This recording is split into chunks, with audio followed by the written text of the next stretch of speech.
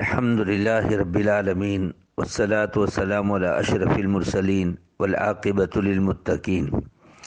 قابل احترام بزرگوں، دوستوں، بہت سارے ہمارے دکھی بھائی جو درد، بیماری، خصوصاً اس وبا میں مبتلا ہوئے ہیں اور نہ ہوئے اس کے لیے دعاؤں کی، وظیفوں کی گزارش کرتے ہیں۔ وظائف تو ڈھیر ہیں، لیکن مجرب جس کے اوپر مجھے بہت اطمینان اور اعتماد ہے، ایسے یہ 4 یا 5 وظیفے ہیں اور وہ بہت چھوٹے ہیں، مختصر ہیں۔ اصل میں جب بیمار کو لمبے لمبے وظیفے دیے جاتے ہیں تو بھی ایک مستقل مشقت ہو جاتی ہے ان کو پڑھنے میں، تو مختصر ہو، سہل ہو اور آسان ہو۔ تو اس گزارش کے اوپر عام لوگوں کو فائدہ ہو، اس کے لیے میں نے یہ ایک بیان چھوٹا سا جاری کر کے بڑے بڑے علماء کے حوالے دے کر ان وظیفوں کو آپ کی خدمت میں پیش کیا ہے۔ آپ خود بھی اس کے اوپر عمل کرے، فائدہ اٹھائے، پڑھے، اور اسی طریقے سے ضرورت پڑے دوسروں کو بھی ہدایت کرے، بتائے، یا دوسروں کے اوپر آپ بھی پڑھ سکتے ہو۔ گاہے گاہے پڑھنے کا یا بیماری لگ جانے کے بعد بیماری سے شفا یاب ہونے کے لیے پڑھنے کا پہلے نمبر کا وظیفہ مشہور معروف بھی ہے۔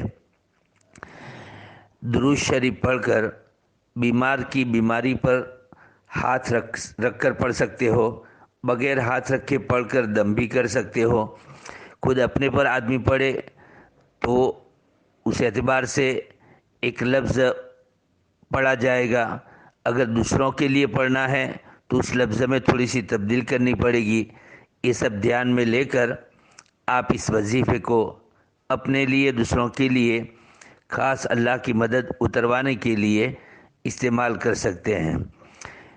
وہ درود شریف پڑھے، پھر اس کے بعد 3 مرتبہ بسم اللہ، بسم اللہ، بسم اللہ، پھر 7 مرتبہ اعوذ بعزت اللہ و قدرتہ من شر ما اجد و احاذر، اعوذ بعزت اللہ و قدرتہ من شر ما اجد و احاذر، اعوذ بعزت اللہ و قدرتہ من شر ما اجد و احاذر۔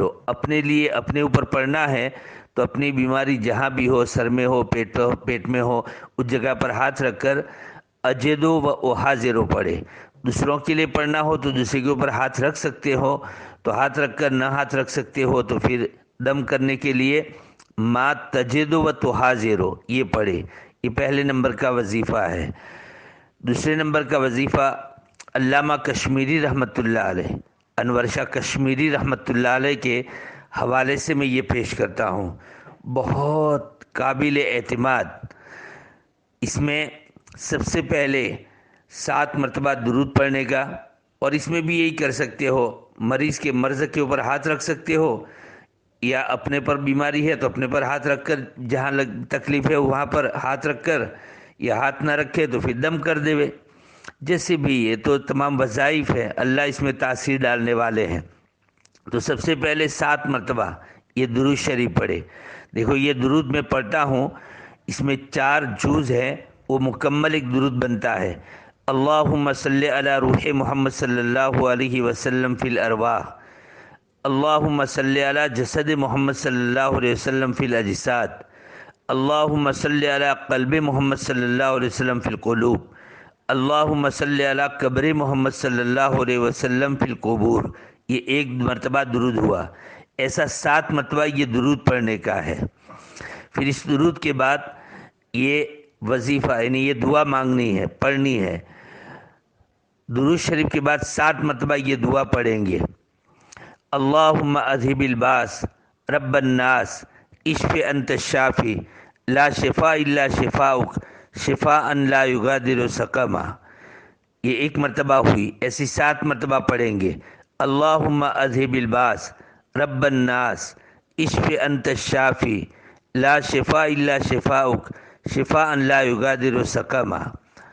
اللہم اذہب الباس رب الناس اشف انت الشافی لا شفاء الا شفاؤک شفاء لا یغادر سقما۔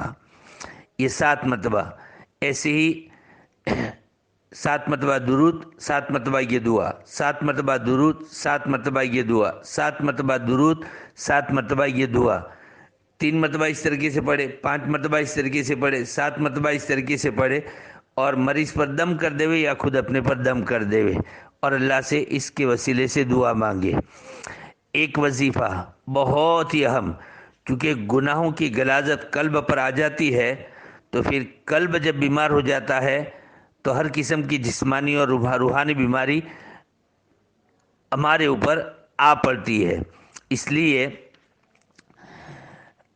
حضرت حکیم اختر صاحب رحمۃ اللہ علیہ نے حضرت شاہ پھولپوری یعنی عبدالغنی شاہ پھولپوری رحمۃ اللہ قدس سرہ العزیز کے واسطے اور وسیلے سے یہ وظیفہ لکھا ہے، اور اس میں انہوں نے نتیجتاً یہ بات لکھی ہے کہ جو کلمہ گو ایمان والا بھائی کسی اضطراب و بلا میں مبتلا ہو، کسی اضطراب و بلا میں مبتلا ہو، تو اس مبتلا ہونے والے بھائی کو کثرت سے اس آیت کریمہ کا عبید رکھنے کا اور رکھے گا تو انشاءاللہ اس سے نجات ملے گی۔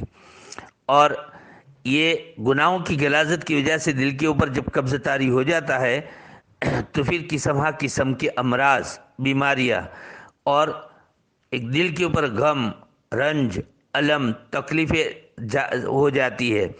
تو تمام ہموم اور غموم سے نجات پانے کے لیے یہ وظیفے کا ورد کرے۔ اب اس میں سب سے پہلے 2 رکعت صلاۃ التوبہ کی نیت سے مختصر نماز پڑھنی ہے، لمبی پڑھو تو بھی حرج نہیں۔ 2 رکعت صلاۃ التوبہ کی نیت سے نماز پڑھنی ہے، پھر بیٹھ جانا ہے اور گریہ و زاری کے ساتھ اپنے گناہوں سے اللہ کے دربار میں توبہ، استغفار اور معافی مانگنی ہے۔ گریہ و زاری، آہ و زاری کے ساتھ رو پڑے، اس طریقے سے گناہوں سے معافی مانگے۔ اس دعا کے پورا ہونے کے بعد یعنی معافی کے پورا ہونے کے بعد، توبہ کے بعد درود شریف پڑھ کر 360 مرتبہ، درود شریف ایک مرتبہ پڑھ کر 360 مرتبہ یا حی یا قیوم لا الہ الا انت سبحانک انی کنت من الظالمین، یا حی یا قیوم لا الہ الا انت سبحانک انی کنت من الظالمین، یا حی یا قیوم لا الہ الا انت سبحانک انی کنت من الظالمین۔ یہ آیت کریمہ یا حی یا قیوم 2 نام کے ساتھ 360 مرتبہ پڑھنا، پھر درود شریف پڑھنا اور پھر اللہ سے توبہ کرنا۔ اور اس آیت کریمہ کو پڑھنے کے وقت بھی سجدے میں جاوے، پھر پڑھے، پھر کھڑا ہو جاوے، مکمل سجدے میں پڑھے تو بھی بہتر ہے۔ اور اس آیت کریمہ کو مکمل کرنے میں سجدے میں اگر دقت محسوس ہو تو تھوڑا سا اٹھ جاوے، تھوڑا سجدے میں جاوے، اور یہ گویا توبہ ہی کر رہا ہے۔ اس نیت سے اس آیت کریمہ کو اس نیت سے 360 مرتبہ پڑھے، درود شریف پڑھ لے اور پھر توبہ استغفار کر کے اپنے پر دم کر لے۔ حضرت نے لکھا ہے مثنوی میں، وظیفہ مذکورہ میں یا حی یا قیوم 2 اسماء الہیہ ہیں، اللہ کے نام ایسے ہیں جن کو اس میں اعظم ہونے کی روایت ہے، اور آگے وہ خاص آیت ہے جس کی برکت سے